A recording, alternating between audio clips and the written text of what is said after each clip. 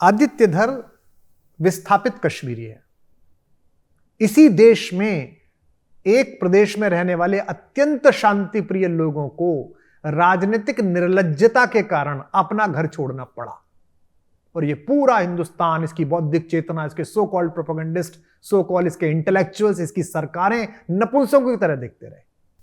47 तो मैंने मान लिया अंग्रेज करके गए कि भारत के लोग इधर चले गए, उधर के लोग इधर आ गए, चलो मान लिया मैंने। अब कौन करके गया था भाई साहब? ये अपने घरों में बैठा हुआ सुबह सुबह शंकर का जाप करता हुआ, शंकराचार्य पे दर्शन करता हुआ भट्ट, सुबह सुबह अपना काम करता हुआ एक लिड्डू, सुबह सुबह अपना काम करता हुआ एक धर, अचानक आपके गुंडों ने कहा कि सुबह तक छोड़ जाओ, लड़कियां छोड़ जाओ, नहीं तो भाग रहा है बेचारा।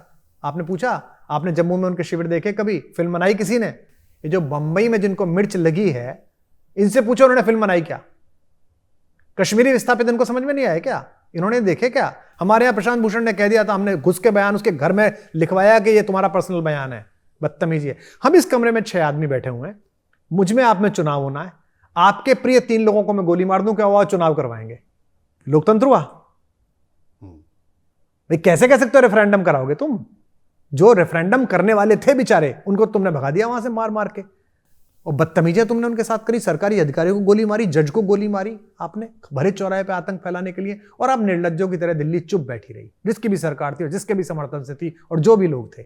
तो एक प्रोपेगेंडा तुम चलाते रहे हो कि हॉकी का कैप्टन तो कोई और था और तुमने कबीर खान बनाया। एक प्रोपेगेंडा तुम चलाते रहे हो कि फायर में लेस्बियन औरतें 2 कोई और थी, तुमने नाम उनके पार्वती और सीता रख दिए।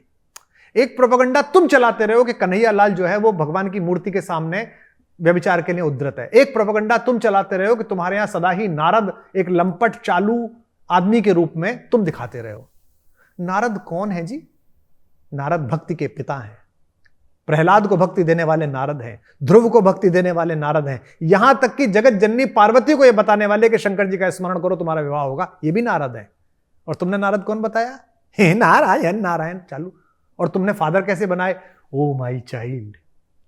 तुमने सूफी कैसे बनाए? जिनकी दरगाह पे जाकर खोया हुआ प्रेमी मिल जाता है, खोए हुए बेटे मिल जाते हैं। अच्छी बात की।